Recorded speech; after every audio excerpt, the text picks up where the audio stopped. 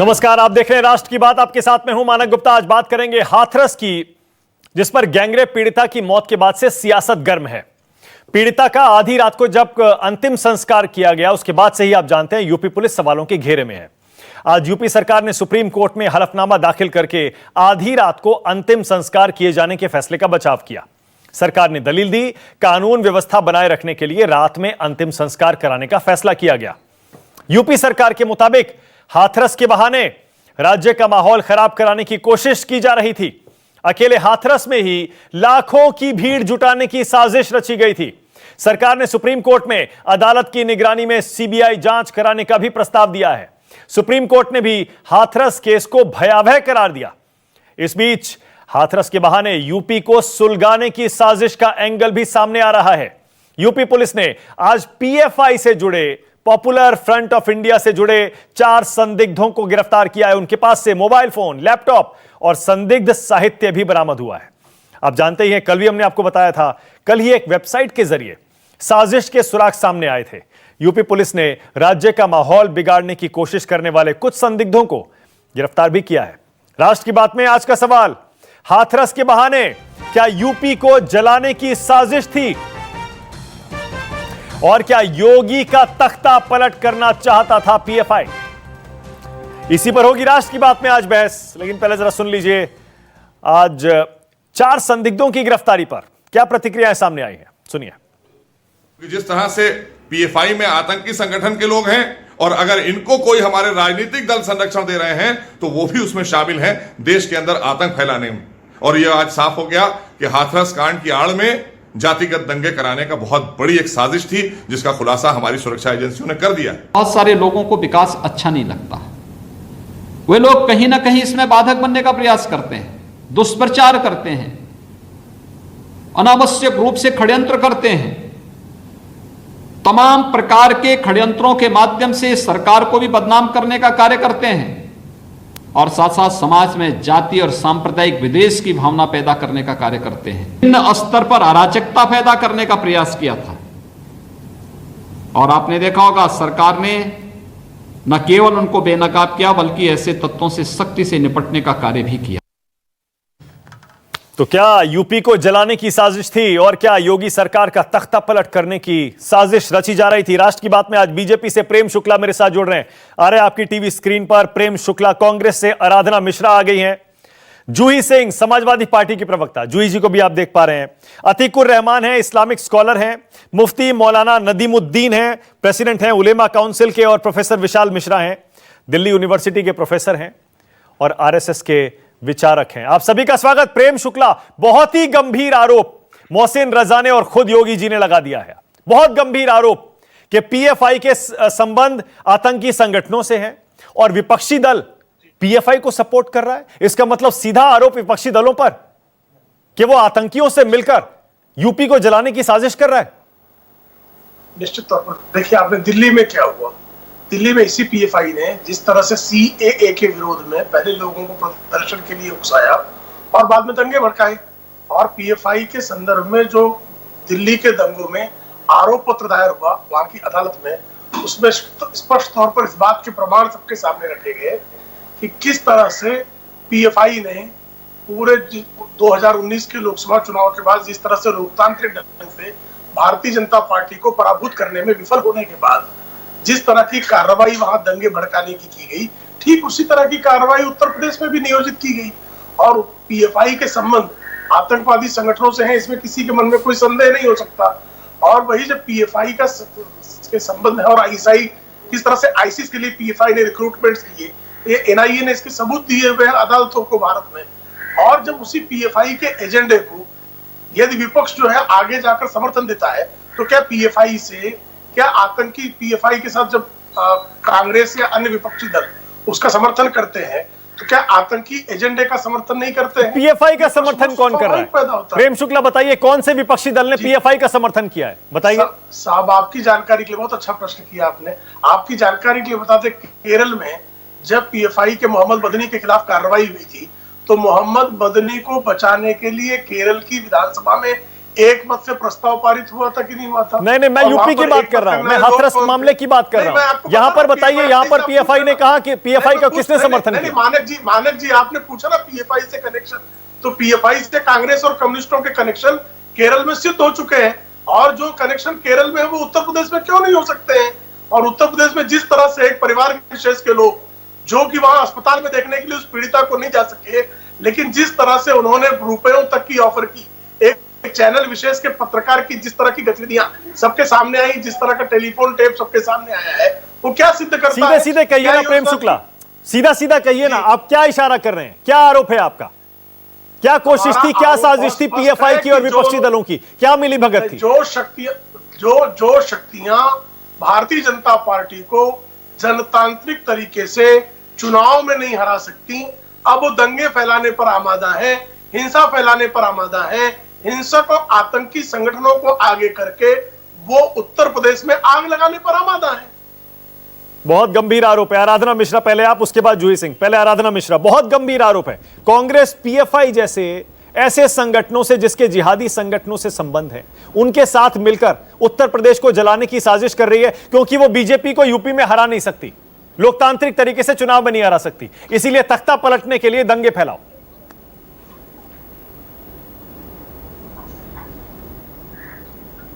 लोकतंत्र की बात अगर भारतीय जनता पार्टी करे तो मुझे लगता है इससे बड़ी हास्यास्पद चीज कुछ नहीं हो सकती।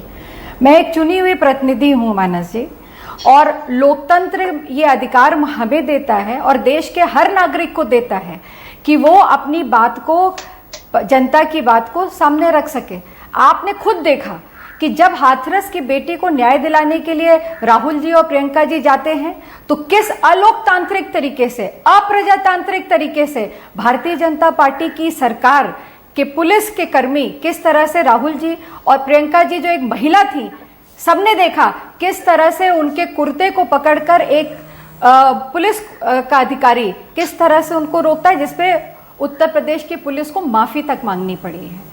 मैं आपसे एक सवाल पूछना चाहती हूँ। आज हम हाथरस की बेटी को न्याय दिलाने की बात कर रहे हैं, और जब जब भारतीय जनता पार्टी के पास या उत्तर प्रदेश की सरकार के ऊपर इस तरह के आरोप लगते हैं या सामने और हमने नहीं देखा, आपके टीवी चैनल ने दिखाया, देश ने देखा, दुनिया ने देखा किस तरह से उस बेटी के साथ अन्याय हुआ। 8 दिन तक एफआईआर पे कोई कार्रवाई नहीं होती है। 2:30 बजे रात को पुलिस वाले लाते हैं और परिवार की इच्छा के खिलाफ पेट्रोल छिड़ककर उत्तर प्रदेश की पुलिस के लोग उस बेटी को जला देते हैं।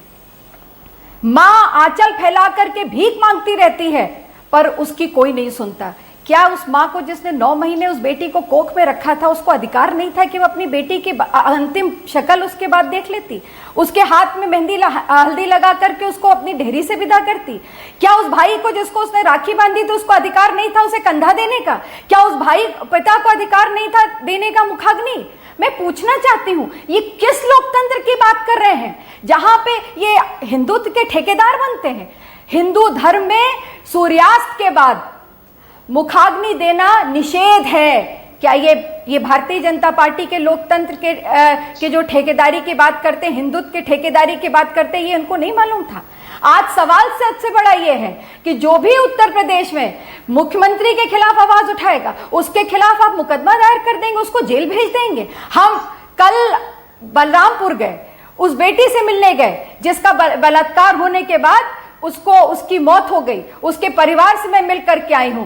मैं पूछना चाहती हूं, भारतीय जनता पार्टी का कौन सा नेता हाथरस चला गया? आराधनी जी, लेकिन ये पीएफआई के 4 लोग हाथरस क्या करने जा रहे थे? ये वही पीएफआई है जिसका दिल्ली दंगों में हाथ है, ये वही पीएफआई है जिसके आतंकी संगठनों से खुले संबंध सामने आए।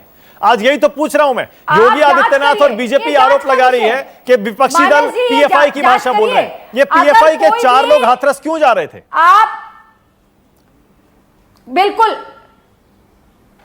क्यों, अगर वो कोई भी जो भी जा रहा हो, अगर कोई गलत इंटेंशन से जा रहा हो तो उसको जरूर रोकना चाहिए, उसके खिलाफ कार्रवाई कीजिए। पर मैं पूछना चाहती हूँ, राहुल जी, प्रियंका जी, जो और राजनीतिक दल के लोग गए थे, सम्मानित पूर्व सांसद थे या सांसद थे, उनको क्यों रोका गया? ये लोकतंत्र की नई परिभाषा भारतीय जनता पार्टी ड्राफ्ट करेगी या हम संविधान के हिसाब से देश के चलेंगे? नहीं, आप लेकिन आरोप का सीधा जवाब नहीं दे रही है आराधना जी। आपके ऊपर बहुत गंभीर आरोप लगा रहे हैं प्रेम शुक्ला। प्रेम शुक्ला कह रहे हैं आप पीएफआई से मिले हुए हैं, आप आतंकी संगठनों से मिले हुए हैं, ये आरोप है आपके ऊपर। आप यूपी को जलाना चाहते हैं क्योंकि आप चुनाव में बीजेपी को हरा नहीं सकते। सिद्ध करना पड़ेगा, ये सिद्ध करना पड़ेगा मानस जी, ये सिद्ध करना पड़ेगा भारतीय जनता पार्टी को ये आरोप। मैं आपसे आपके चैनल के माध्यम से दावा करना चाहती हूं कि ये आरोप भारतीय जनता पार्टी ने जो लगाया है इसको वो सिद्ध करके दिखाए। और मैं एक बात और कहना चाहती हूं, भारतीय जनता पार्टी को कोई विपक्षी नहीं हराएगा, उत्तर प्रदेश की जनता। प्रेम शुक्ला जवाब दीजिए, चुनौती स्वीकार करिए, साबित करिए कि पीएफआई और विपक्षी दल या कांग्रेस के संबंध है। जवाब भारतीय जनता पार्टी बहुत गंभीर आरोप है प्रेम शुक्ला। उत्तर प्रदेश की जनता देगी इनको। 2-3 बिंदु हो जाए आराधना जी की बात तो मैं शुरू करूं। हाँ बोलिए। आराधना बहन की बात पूरी हो गई तो मैं शुरू करूं। देखिए, पहली बात इन्होंने कहा भारतीय जनता पार्टी के सब पहले इन्होंने पीएफआई के संदर्भ में कहा। पीएफआई आपको ध्यान होगा शाहीन बाग के पीछे भी एसडीपीआई पीएफआई का हाथ था, और शाहीन बाग के मंच पे सलमान खुर्शीद गए थे कि नहीं गए थे, दिग्विजय सिंह गए थे कि नहीं गए थे, मणिशंकर अय्यर गए थे कि नहीं गए थे। मैं महमूद मदनी का आपको मैंने बताया, मोहम्मद मदनी को किस तरह से उनको लालकृष्ण आडवाणी जी की कोयम्बटूर की सभा में बम रखने के आरोप में कन्विक्ट होने के बाद केरल की विधानसभा में कांग्रेस ने कैसे उनकी मदद की, ये आपको मैंने सामने से बताया। तो आप कृपा करके मुझे बताइए ना, आपके संबंधों स्पष्ट तौर पर दिखाई दे रहे हैं और आज भी आप करें अलोकतांत्रिक है। अरे साहब, एक तो अगर राहुल गांधी और प्रियंका वाड्रा से अगर कहीं से भी अभद्रता पुलिस ने की तो पुलिस ने क्षमा मांगी। अगर अलोकतांत्रिक होते तो क्षमा मांगते, और उनके खिलाफ जो है तत्काल महिला आयोग ने, राष्ट्रीय महिला आयोग ने तत्काल नोटिस जारी की। अगर ये लोकतंत्र नहीं तो ऐसा होता क्या। और आप बताइए, मुजफ्फरनगर में जब दंगे हुए वहां पर राहुल और प्रियंका इत्यादि को जाने दिया गया, सपा के लोग गए, लेकिन भारतीय जनता पार्टी के राष्ट्रीय अध्यक्ष तत्कालीन राजनाथ सिंह को नहीं जाने दिया गया। यही उत्तर प्रदेश था। और जहां धारा 144 लगाई जाती है, धारा 144 तोड़ने पर आप क्यों आमदा है? क्या कारण है धारा 144 आप तोड़ रहे हैं? धारा 144 उठेगी, उस परिवार के पास आप जाइएगा, लेकिन धारा 144 तोड़ना अलोकतंत्र है। आप बार-बार लगाना कौन सा लोकतंत्र है? प्रेम शुक्ला क्या बात कर रहे हैं आप? धारा 144 लगाना कौन सा लोकतंत्र है? कौन से दंगे हो रहे थे वहां पर? यही तो आरोप लग रहा है आपके ऊपर। रात में जला दिया, उसके बाद बताइए धारा 144 लगा दी, मीडिया नहीं जाएगा, नेता नहीं जाएंगे। बात कर रहे हैं। अरे मानव जी, कौन से देश का संविधान पढ़ रहे हैं आप?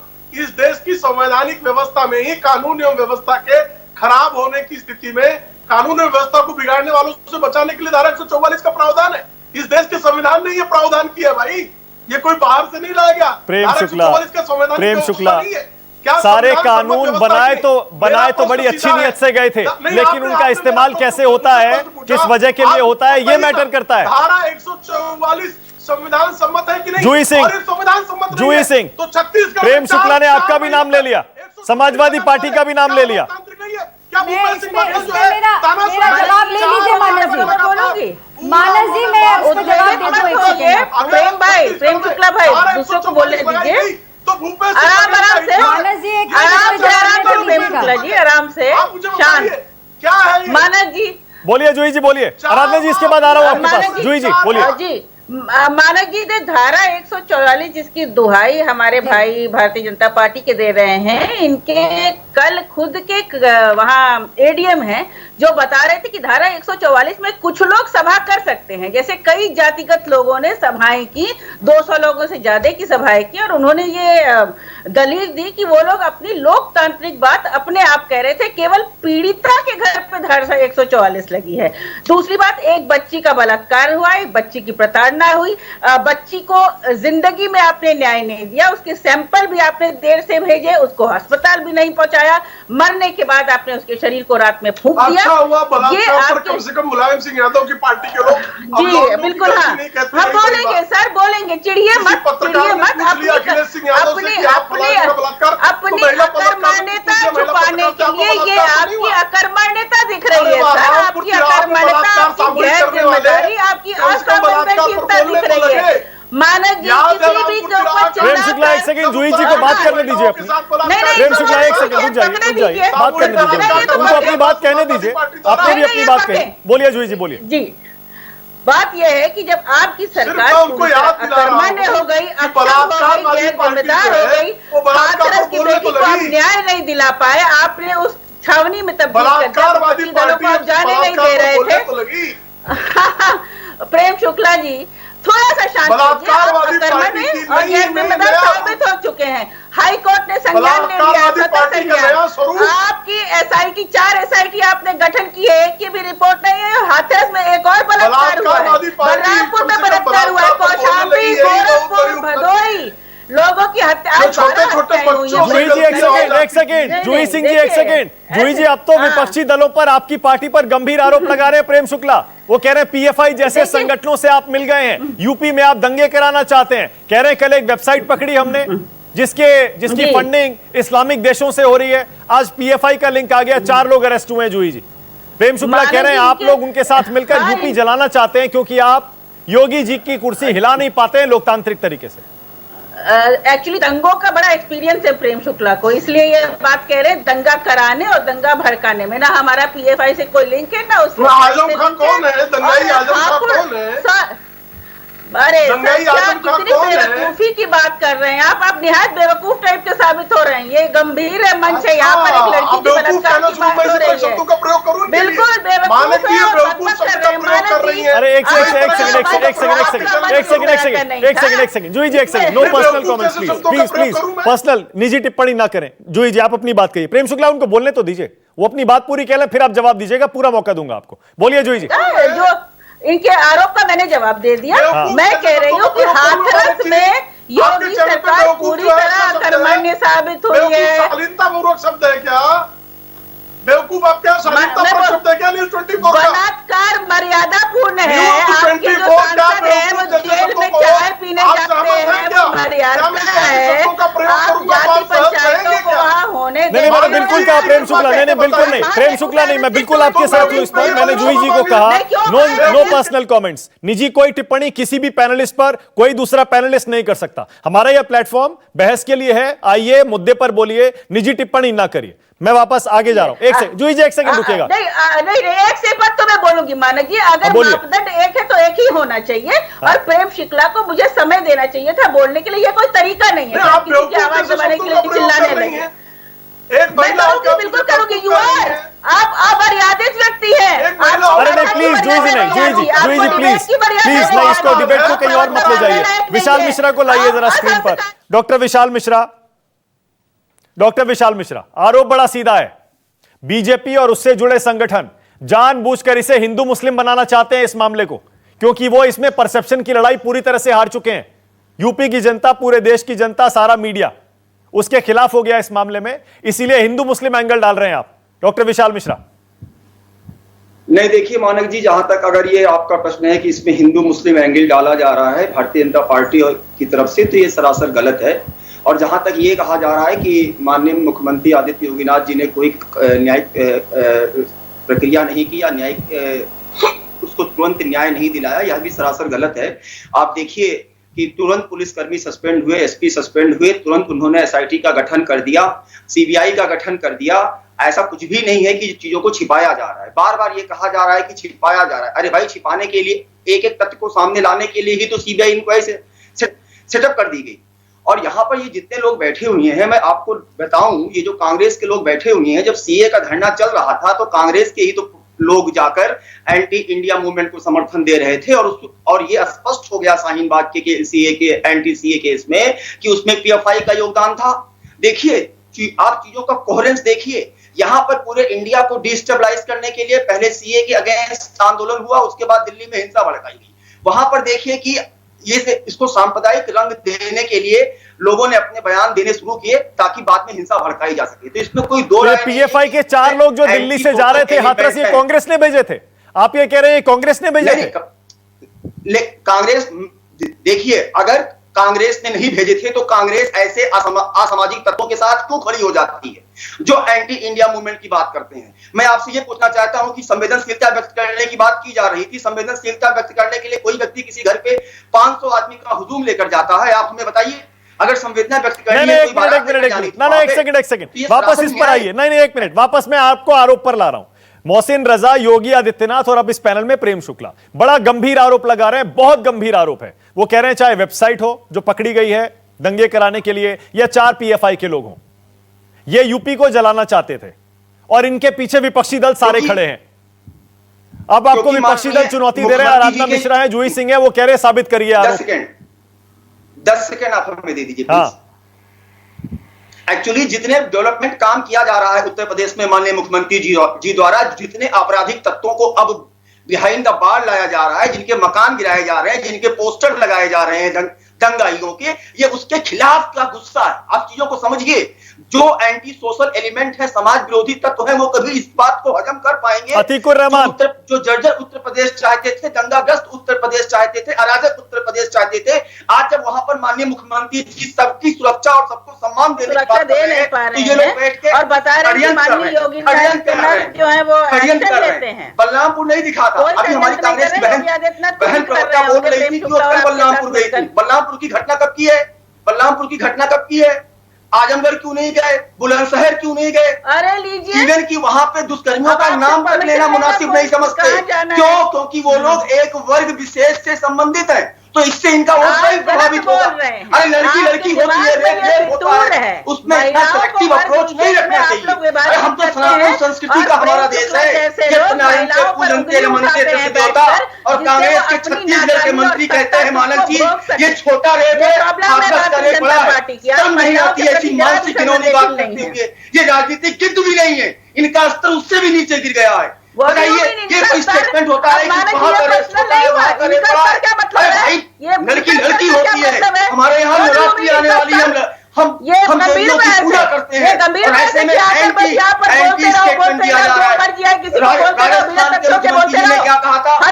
घूमने गई थी, स्वेच्छा से गई थी, तो अरे भाई आप कौन होते हैं किसी के बारे में कौन कहा जाए ये बताने के लिए? हमें बता दीजिए ना, आपसे परमिशन ले लेंगे अगली बार। आपके एडमिनिस्ट्रेशन तो निहायत ही नकारा है को दिखाता है, सेलेक्टिव अप्रोच नहीं।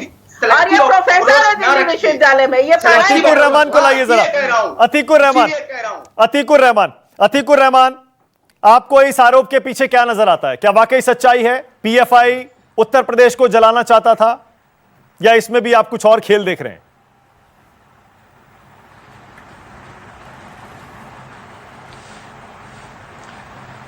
मानक देखिए, देश और हमारे तमाम प्रदेश, जब इनकी सुरक्षा की बात आती है तो हमको एक जीरो टॉलरेंस अप्रोच इसके लिए लेना पड़ेगी।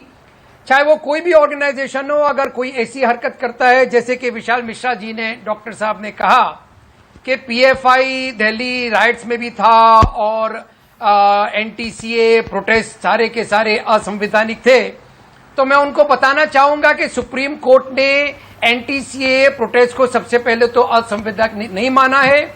दूसरी बात, पीएफआई अगर एक ऐसा ऑर्गेनाइजेशन है जो कि इस तरह की गतिविधियों में इन्वॉल्व है, तो दिल्ली राइट से लेके एनटीसीए प्रोटेस्ट से लेके आपको याद होगा उस वक्त भी बीजेपी ने ये इल्जाम लगाया था कि फॉरेन फंडिंग के द्वारा पीएफआई ने शाहीन बाग में 500-500 रुपए बांटे, बिरयानी खिलाई, क्या क्या किया। प्रेम शुक्ला को लाइए जरा। प्रेम शुक्ला साबित नहीं हुआ तो मेरी समझ के बाहर है ऐसा। अरे तो ये बताइए, जो लोग अभी पकड़े तक गए हैं क्यों नहीं हुआ है? वो दूसरी बात, कैंपस फ्रेंड आप इंडिया से जुड़े हैं कि नहीं जुड़े हैं, आप बताइए। और कैंपस फ्रेंड आप इंडिया पीएफआई से जुड़ा है कि नहीं जुड़ा है? डॉक्टर साहब पूरा कर लूं मैं। वो लोग कैंपस फ्रेंड, डॉक्टर साहब मैं पूरा कर लूं। मैं सवाल पूछ रहा हूं तो जवाब दे दीजिए। नहीं बिल्कुल पूरा करिए, आप जवाब दे दीजिए कि क्या ये डॉक्टर साहब मैं पूरा कर लूं, नहीं जुड़े हैं जैसा कि मानक क्या हो रहा है? हाँ बोलिए अतीकुर रहमान, बोलिए। इस तरह से बहस होती है आपके चैनल पर क्या? बोलिए। धन्यवाद। दूसरी बात, पीएफआई के 4 सदस्यों की जो आप बात कर रहे हो, मुझे बताइए, जो संविधान का दुहाई दी जा रही है 144 को लेकर, क्या वही संविधान हर भारतीय को यह अधिकार नहीं देता है कि वो पूरी तरह से पूरे भारत में कहीं पर भी फ्रीली मूवमेंट कर सकता है? ये पीएफआई का मेंबर होना क्या गुनाह हो गया है? क्या ये दिल्ली से हाथरस नहीं जा सकते हैं? क्या ये केरला से हाथरस नहीं आ सकते हैं? ये बैंड ऑर्गेनाइजेशन तो है नहीं। आरएसएस तो 3 से 4 बार बैन हो चुका है, क्यों उसकी बात आज सुनी जाती है? प्रेम शुक्ला के लोग आज कैबिनेट में शामिल हैं। प्रेम शुक्ला को लाइए। जो आपने प्रश्न किया है, किस तरह के सवाल, किस तरह के गलत अतीकुर रहमान, प्रेम शुक्ला को लाइए। प्रेम शुक्ला बोलिए। बेंगलुरु प्लेन अतीकुर रहमान को उत्तर देना चाहता हूं। कृपया अतीकुर रहमान, वहां पर सोशल सर्विस कर रहे थे, वहां पर लोगों की जान बचा रहे थे। अतीकुर रहमान, जरा आप शांति से सुन ले, आपकी बात का मैं उत्तर देना चाहता हूं। आपने कहा कि इस देश में संविधान है भाई, जहां पर भी 144 लगाया जाता है वहां पर जमावबंदी लागू होता है। आज महाराष्ट्र में जहां चीज मुंबई में आप रह रहे हैं, आप संवैधानिक रूप से स्वतंत्र हैं, लेकिन इस समय मंदिरों और मस्जिदों धर्मस्थलों पर पूजा करने से प्रतिबंधित किया गया है। तो क्या आज आप जाकर मस्जिद में नमाज पढ़ सकते हैं? नमाज के लिए क्या लोगों को जमा कर सकते हैं? आपको संवैधानिक अधिकार है, लेकिन आज कर सकते हैं क्या? और आप निषेधाज्ञा क्यों मान रहे हैं? कौन सा तर्क है भाई? निषेधाज्ञा एक विशेष परिस्थिति मानक में कौन सा महाराष्ट्र की सरकार ने लागू किया हुआ है। हाथरस जब की उसी बहस तरह से कर रहे उत्तर प्रदेश हैं की या सरकार मंदिर ने मस्जिद में जाना कानून मना और है उसकी प्रशासन बहस की कर रहे स्थिति को हैं। देखते हुए जब निषेधाज्ञा लागू की गई तो अरे निषेधाज्ञा को क्यों नहीं स्वीकारेंगे आप? ये संवैधानिक है। ना, एक सेकंड प्रेम शुक्ला, एक सेकंड प्रेम शुक्ला, एक सेकंड। धारा 144 में कितने लोग नहीं इकट्ठा होने चाहिए प्रेम शुक्ला? ये तो 4 लोग जा रहे थे, इनको क्यों पकड़ लिया? पीएफआई बैंड ऑर्गेनाइजेशन नहीं है। बहुत अच्छा प्रश्न, ये भी समझ लीजिए, बहुत अच्छा प्रश्न। 4 लोग अगर विस्फोटक सामग्री लेकर जाएंगे, 4 लोग अगर दुष्प्रचार का मटेरियल लेकर जाएंगे, 4 लोग दंगे फैलाने की योजना लेकर जाएंगे और उनके साथ सप्रमाण वो पकड़े जाएंगे, तो ये अधिकार है। 4 लोग जा रहे हैं तो क्या वो जो है वहां पर लोगों को भड़काने वाला लिटरेचर लेकर जाकर बांट सकते हैं क्या? तो उनके पास से भड़काने वाला लिटरेचर पकड़ा गया है, उनके पास से ऐसी सामग्री बरामद हुई है जिस सामग्री को वो वहां जाति विद्वेष फैलाने के लिए दुरुपयोग करने वाले थे। ये सामने पकड़ा गया प्रथम दृष्टया जब प्रमाण सामने है। अरे यही दलील आप पेश करते थे राज के वक्त में, यही दलील आप पेश करते थे एनटीसीए संविधान ही प्रदान करता है। आप पीएफआई का बाल नहीं बांटा कर पाए 6 महीने के अंदर। पीएफआई को आप चार्जेस साबित क्यों नहीं कर पाते हो? कोर्ट में आपके साबित क्यों नहीं होते चार्जेस? बताइए। आपको मेरे सवालों के जवाब भारी पड़ गए, तुम चीख रहे हैं। मैं तो आपको सुन रहा था बहुत गंभीरता से। नहीं, साबित क्यों नहीं हो पाया पीएफआई के खिलाफ चार्जेस? आपको सुन रहा था। फंडिंग साबित क्यों नहीं हो पाई? बिरयानी और 500 रुपए सीए के पेट में बांटे जा रहे थे, ये साबित क्यों नहीं कर पाया? इस कोलाहल का कारण सुप्रीम कोर्ट ने क्यों कहा कि एनटीसीए संविधानिक नहीं हो सकते हैं? कोलाहल का इसके जवाब आपको देना पड़ेंगे। अब आप सब बात छोड़िए, ये बताइए दलितों को समानता का अधिकार मिलेगा या नहीं मिलेगा? हाथरस की बेटी के साथ इंसाफ। ओके, एक ब्रेक लेना है मुझे, ब्रेक लेना है। ब्रेक के बाद आ रहा हूं, फिर से शुरू करेंगे राष्ट्र की बात में इस बहस को। कांग्रेस से आराधना मिश्रा, समाजवादी पार्टी से जूही सिंह, बीजेपी से प्रेम शुक्ला, अतीकुर रहमान, मौलाना मदनी, माफ करिएगा मौलाना नदीमुद्दीन। ब्रेक के बाद आपके पास भी आ रहा हूं, विशाल मिश्रा भी है। छोटा सा ब्रेक।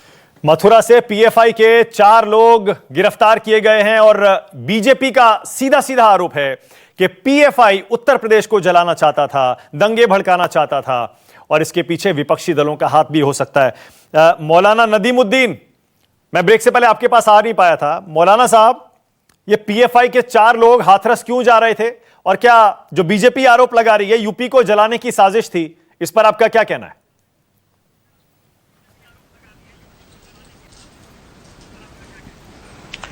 देखिए, मैं एक बात ये कहना चाह रहा हूं मिस्टर मानक जी कि पीएफआई के आतंकवादियों से संबंध कब पता चला?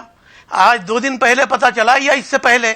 अगर इससे पहले पीएफआई के संबंध आतंकवादियों से थे तो सरकार ने बैन क्यों नहीं लगाया? एक देश का कोई भी नागरिक देश के किसी कोने में जा सकता है। जब यूपी सरकार की किरकिरी देश भर में हुई, आज सबसे ज्यादा महिलाओं का उत्पीड़न आपके यूपी में होता है। कोरोना पर यूपी सरकार फेलियर है, हर मामले में सरकार नाकाम है, तो इसको मुस्लिम एंगल दिया जा रहा है। भाजपा की एक षड्यंत्र है, साजिश है। पीएफआई अगर गलत है तो आज तक बैन क्यों नहीं लगाया गया? क्यों नहीं उनके लोगों को जेल में क्यों नहीं डाला गया? क्यों नहीं उन पर कार्रवाई की गई? आप एक तरफ उनको आतंकवादी कहते, उनके संगठन के लोग खुलेआम क्यों फिर रहे हैं, पूरे देश में क्यों जा रहे हैं? तो भाजपा की एक साजिश है।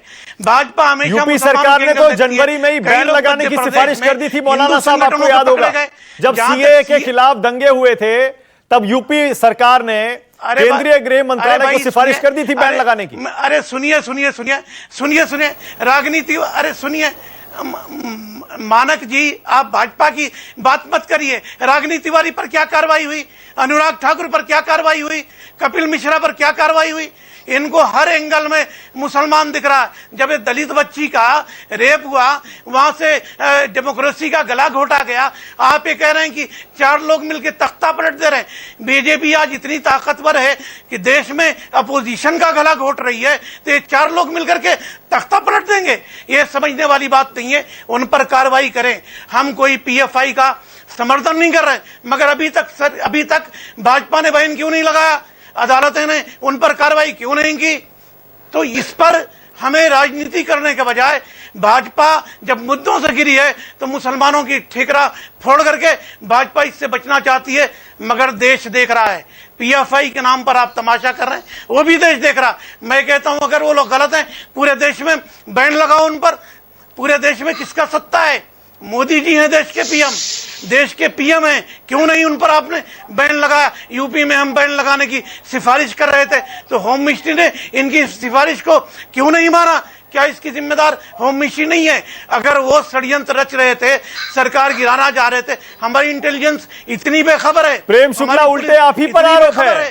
प्रेम शुक्ला, मजाक है, आपके ऊपर आरोप है। आप जानबूझकर पीएफआई पर बैन नहीं लगाते। आप चाहते हैं कि पीएफआई बार बार अपना सिर उठाए, जिससे आप उस पर राजनीतिक रोटियां सेकें, हर मुद्दे को हिंदू मुस्लिम बना दें। नहीं, पीएफआई पर बैन लगाने की प्रक्रिया आप ही बता रहे हैं कि जनवरी में उत्तर प्रदेश की सरकार ने सिफारिश होम मिनिस्ट्री से की है। अरे अक्टूबर आ गया, पूरा साल निकल गया। देश है, नहीं, बहुत अच्छी बात है। लोकतांत्रिक देश है, लोकतांत्रिक प्रक्रिया होती है।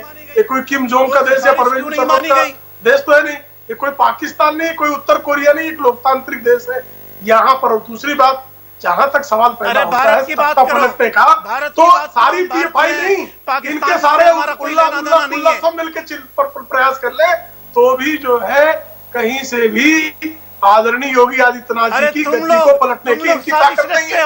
ये बीच में क्यों चिल्ला रहे हैं मुल्ला जी? मुल्ला जी आराम से, प्रेम शुक्ला, आराम से, मर्यादा से बात करो। आपकी हिम्मत नहीं है जबान पे कंट्रोल करके बात करो। बोल दो, कल पीएफआई वाले आके इतना पीटेंगे आपको। पंडित जी आराम से बात करो, जबान पे कंट्रोल करो। या तो पीएफआई के नोट पे है या पीएफआई के आतंकवादी नाथूराम गोडसे के लोग हमको, नाथूराम गोडसे के लोग हमको बताएंगे। आपकी जुबान नाथूराम गोडसे के लोग जिस आरएसएस पर बैन लगा वो हमें बताएंगे। आतंकवादी संगठनों से आप साठगांठ करते हैं, हमें बताएंगे। जो डीएसपी पुलवामा में पकड़ा गया उसको आपने छुड़वाया, हमको बताएंगे। आप करते रहिएगा, किसी आतंकी को नहीं छोड़ेंगे। ये भारत की सरकार है। आतंकियों हम नहीं रोएंगे। आतंकवादियों को आप पालते हैं, आपका काम आतंकवादियों को पालना है, और आपका काम आतंकवादियों को पालना है। इसी तरह भारतीय जनता पार्टी के सुशासन के विरुद्ध आप आतंकवादियों, अराजकतावादियों के समर्थक गला फाड़ते रहे। आपके गला फाड़ने से कोई फर्क नहीं पड़ता, क्योंकि न्याय और शांति सुनिश्चित करना ये हमारा दायित्व है। मिश्रा है, अनुराग ठाकुर है, उस पर करके रहेंगे। अगर हिम्मत है तो अनुराग ठाकुर पे कार्रवाई करो, कपिल मिश्रा पे कार्रवाई करो। दंगा फैलाने वाले दंगाइयों को उनको सबक सिखाना सरकार का दायित्व है। दिल्ली में सिखाया है, उत्तर प्रदेश में सिखा रहे। ओके ओके, ऑल राइट, एक सेकंड। आराधना मिश्रा, आराधना जी, आप जवाब भी देना चाह रही थी, और आज बीजेपी कह रही है कि हमने तो सुप्रीम कोर्ट में साफ साफ लिखित में दे दिया एफिडेविट में कि सीबीआई इंक्वायरी करा लीजिए और सुप्रीम कोर्ट उसे मॉनिटर कर ले। इसका मतलब हमारे पास छुपाने के लिए कुछ भी नहीं है। आराधना जी, आप इसे कैसे देख रही हैं?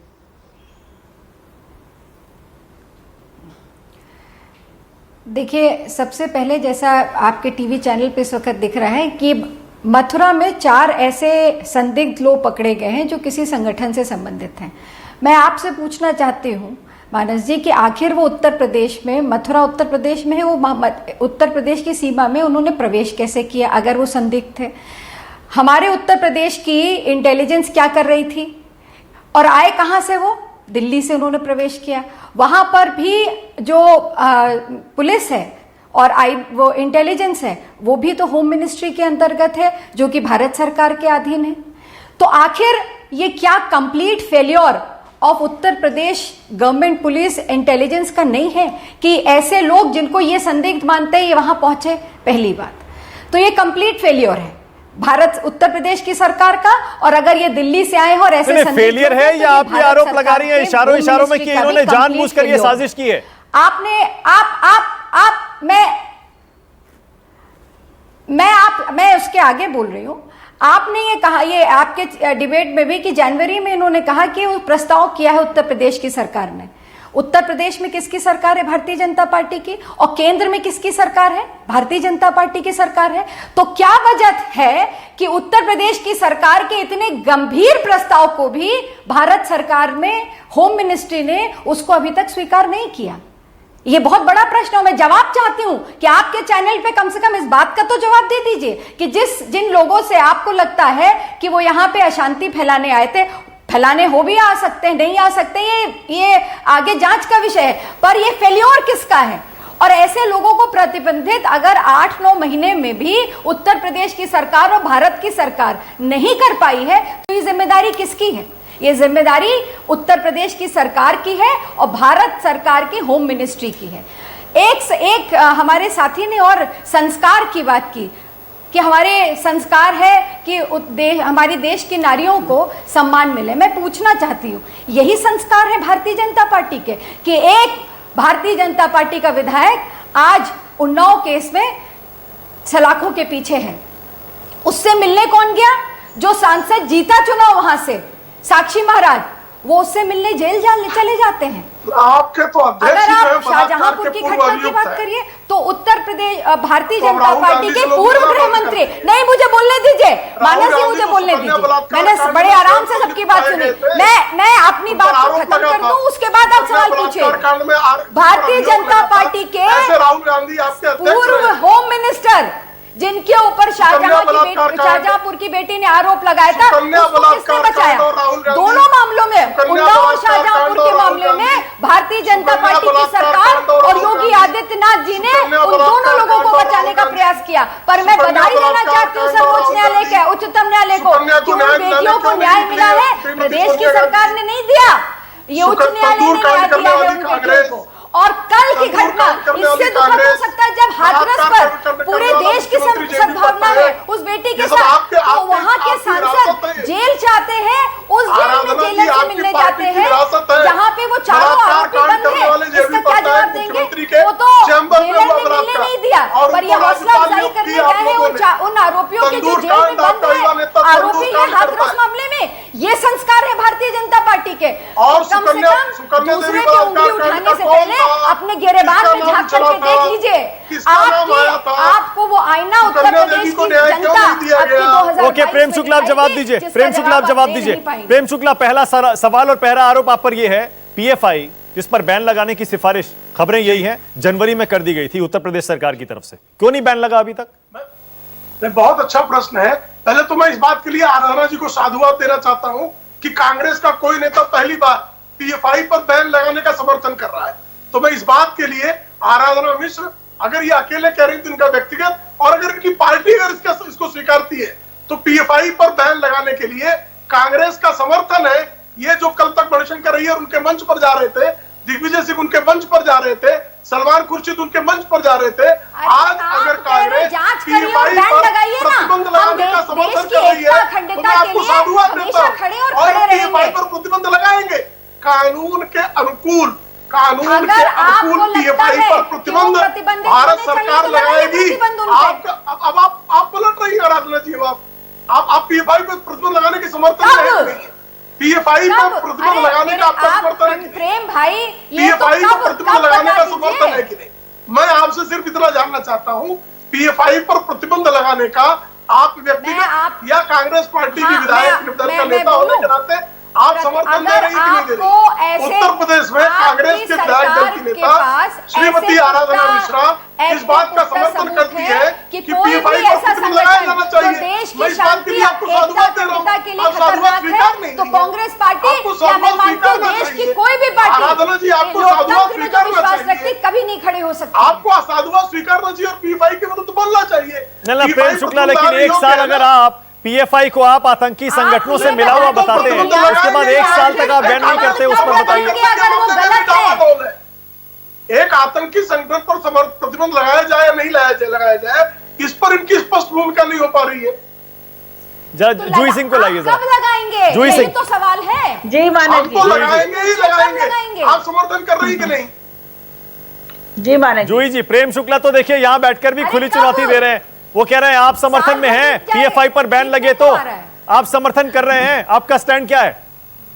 मानक जी, हाथरस की बेटी को न्याय कब मिलेगा? और जो सीबीआई या एसआईटी की जो इनकी व्हाइट वॉश वाली एसआईटी की इंक्वायरी में कह रही हूँ, 4 एसआईटी ये सेट कर चुके हैं, एक की रिपोर्ट नहीं है। ये हाथरस पे ये अधिकारियों पे कब एक्शन लेंगे? वहां के जिलाधिकारी, वहां के एसडीएम, वहां के जिसके भी आदेश से वो लाश जलाई गई रात में, उस बच्ची को न्याय क्यों नहीं मिला? बलरामपुर, आजमगढ़, गोरखपुर, कौशाम्बी, हर जगह महिला के अपराध बढ़ रहे हैं। प्रेम शुक्ला अपने आप को बहुत संवेदनशील बता रहे हैं, तो मैं इनका स्टैंड जानना चाहती हूँ, क्योंकि योगी जी को तो कुछ पता नहीं रहता है। योगी जी को तो 15 दिन तक उनके प्रदेश में क्या हो रहा है, बलात्कार हो रहा है, ये भी नहीं पता था। जब प्रधानमंत्री का फोन आया तो शायद वो जागे। तो ये कब अपने अधिकारियों पर अंकुश लगाएंगे? दूसरी बात, सीबीआई ने सिफारिश की है उन्नाव कांड में इनके 4 अफसरों पर एक्शन लेने के लिए। सिफारिश मुख्यमंत्री की टेबल पर है, कल ये भी एक्शन ले ले। इस पर इनका स्टैंड क्या है ये भी बता दें। वो 4 अफसर कौन है अच्छी तरह ही जानते होंगे। तुरंत उनको सस्पेंड करके उनके अगेंस्ट एक्शन लिया जाए, जैसा कि सीबीआई बता रही है। आपकी संलिप्तता, इनके सांसद जेल में चाय पीने चले गए, जब पूछा गया हाथरस में जेल पे चाय क्यों पीने गए, बोलिए विशाल मिश्रा। चलता रहता है। इनके विधायक खुद कहते हैं कि हम किस जाति के समर्थन में है, किस जाति के समर्थन में नहीं। आजम खां के स्टेटमेंट को कंडेम करती है क्या? समाजवादी पार्टी अपने भूतपूर्व सांसद विधायक आजम खां के स्टेटमेंट को कंडेम करती है? इन्होंने लोकसभा में एक महिला पीठासीन सांसद के साथ अभद्र शब्दों का इस्तेमाल किया था। बताइए, जिन्होंने बुलंदशहर की घटना का मजाक बनाया था, कोर्ट के कहने के बाद माफी मांगी थी। आप रामपुर की राह हत्याकांड को कंडेम करेंगी? जब मुलायम सिंह जी की सरकार थी तो पुलिस बलात्कारियों को बचाने के लिए 2 बार कोर्ट में हलफनामा दिया था। क्या आपके नेता के बात में कहेंगे, स्टेटमेंट का खंडन करेंगी कि लड़कों से गलतियां हो जाती है? देखिए, ऐसा है कि वो लोग को नहीं बोले जिन्होंने इस तरह के बयान दिए। याद रखिए, ये माननीय आदित्य योगीनाथ जी की सरकार है। जरा नेशनल क्राइम रिकॉर्ड 2019 का रिपोर्ट देख लीजिए कि उत्तर प्रदेश में जो सजा का प्रावधान है, जो सजाएं दी गई है महिलाओं के खिलाफ, और दूसरे जो आए हैं 55.2% जो देश में सर्वाधिक है महिलाओं के खिलाफ जो सिद्धि हुए हैं वो 8,859 है, जो पूरे देश में सर्वाधिक है। जहाँ तक रही बात पीएफआई की, तो आप हमें बताइए, क्या पीएफआई उत्तर प्रदेश में लव जिहाद के मामले में इन्वॉल्व नहीं है? ऑल ओवर इंडिया में लव जिहाद के मामले में इन्वॉल्व नहीं है? क्या पीएफआई ने कई सारे ऐसे ऑर्गेनाइजेशन, ऐसे सारे इवेंट कराए हैं कि नहीं कराए हैं? केरल में किस एक सेकंड डॉक्टर विशाल मिश्रा, अभी आपने अतीकुर रहमान को सुना, मौलाना नदीमुद्दीन को सुना। उनका बड़ा गंभीर आरोप है, बड़ा सीधा आरोप है। वो कह रहे हैं कि आप इस पर बैकफुट पर हैं, इस पूरे मामले पर आपने गलतियों पर गलतियां की हैं बार बार, इसीलिए सिर्फ अपने को बचाने के लिए आप इसमें हिंदू मुस्लिम एंगल जानबूझ के डाल रहे हैं। मुसलमानों को आप इसमें जानबूझ कर ला रहे हैं पीएफआई का एंगल, क्योंकि आपके पास अब कुछ है नहीं इस मुद्दे पर खेलने के लिए, को छुपाने के लिए। मैं आपको उत्तर देता हूं। बोलिए विशाल। 10 सेकंड आप हमको दीजिए, बोलिए 10 सेकंड दीजिए, मैं आपको उत्तर देता हूं। पहली बात तो ये, आप हमको बताइए कि क्या पहले दिन से इस मामले में मुख्यमंत्री जी द्वारा न्याय नहीं किया गया, अधिकारियों को सस्पेंड नहीं किया गया, तत्काल रूप से क्या एसआईटी का गठन नहीं किया गया, सीबीआई इंक्वायरी नहीं की गई, बलरामपुर में अपर गृह सचिव बुलंदशहर में बाल आयोग भेजा गया। आप बताइए ना, सुप्रीम कोर्ट ने कहा हलफनामा देकर कि सीबीआई इंक्वायरी करे और सुप्रीम कोर्ट चाहे तो निगरानी कर ले। अब आप बताइए, इससे बड़ा न्याय क्या होता है? ये विरोधी पार्टियां हजार कार्यकर्ताओं का झंडा पहले लेकर न्याय देंगी, उसकी जांच चली जाती है, में इन्वॉल्व है, न्याय देंगी, जिनके भूतपूर्व सांसद विधायक अपराधी में बिल्डिंग गिराया जा रहा है, जिनके पोस्टर चिपकाए जा रहे हैं, तो जलन हो रही है कि किसी तरीके से पॉपुलर सरकार को प्रचारित किया जाए। ये इनकी सोची समझी साजिश है। मैं समाजवादी पार्टी और कांग्रेस के प्रवक्ता से पूछना चाहूंगा, आजमगढ़, बुलंदशहर और बदायूं में दोषियों का नाम नहीं लेते, दोषियों का नाम लीजिए इस चैनल पर, बताइए कौन दोषी है, नहीं लेंगे क्योंकि वर्ग विशेष की बात है। यही बात पीएफआई की अतीकुर रहमान जी से पूछना चाहूंगा, पीएफआई का एक काम बता दें। हमेशा जब देखिए तब एंटी इंडिया कोई मूवमेंट होगा, एंटी इंडिया अतीकुर रहमान आप पर आरोप है, अतीकुर रहमान अब आप पर आरोप है। आप पीएफआई के पक्ष में खड़े हो गए क्योंकि आपको योगी सरकार को घेरना है। अतीकुर रहमान जी की नागरिकता गई, अतीकुर रहमान जी की नागरिकता गई सीए पर? नहीं गई। मौलाना साहब बैठे थे, क्या उनकी नागरिकता गई? नहीं गई। तो इतना बड़ा आंदोलन किए। अतीकुर रहमान जल्दी बोलिए। अतीकुर रहमान क्यों? अरे इसलिए भारत एक्चुअली इनका फंडा इस्लामिज्म को फैलाना है। सुनिए, ये रुक जाइए एक सेकंड। अतीकुर रहमान बोलिए। 70 साल आजादी के बाद भी अगर 70 साल आजादी के बाद भी अगर दलितों के साथ ये मनुवादी सोच इस तरह से घृणा से इस तरह से नफरत करता रहेगा तो ये आजादी का एक काम नहीं। ये इस आजादी को आप आजादी नहीं मान सकते